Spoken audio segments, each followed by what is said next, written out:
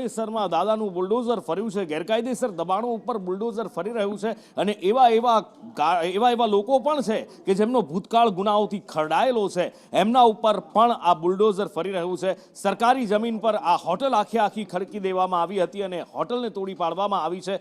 હારૂન હિંગોરજાએ આ હોટલ બનાવી હતી। શું છે એનો ગુનાહિત ઇતિહાસ અને કેવી રીતે સરકારી જમીન પર આ હોટલ બનાવવાની એણે હિંમત કરી હતી, જાણીએ મુકેશ પાસેથી।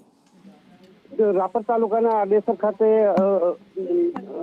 અયુબ હારૂન હિંગોરજા નામના શખ્સે અગાઉ ભૂતકાળમાં આરએફઓ ઉપર, પોલીસ ઉપર તથા અનેક જગ્યાએ ગેરકાયદેસર જમીનનો દબાણ કરેલ તથા મારામારીના અસંખ્ય બનાવ હોવાથી હાલે જે દાદાનું બુલડોઝર ગુનેગારો ઉપર ફરી રહ્યું છે તે સંદર્ભમાં આજે વર્ષોથી સામખિયાળી આડેસર હાઈવે પર જમીન દબાણ કરી અને મોટી હોટલ તથા રહેણાંક મકાન બનાવેલું હતું, જેને આજે પૂર્વ કચ્છ પોલીસવાળા સાગર માર્ગના માર્ગદર્શન હેઠળ આડેસર પીઆઈ જેએમ વાળા તથા પોલીસ ટીમ તથા રાપર મામલતદાર HB વાઘેલા સહિતની ટીમોએ જમીન ગસ્ત કરી અને ગુનેગારોને સબક શીખવાડ્યો હતો।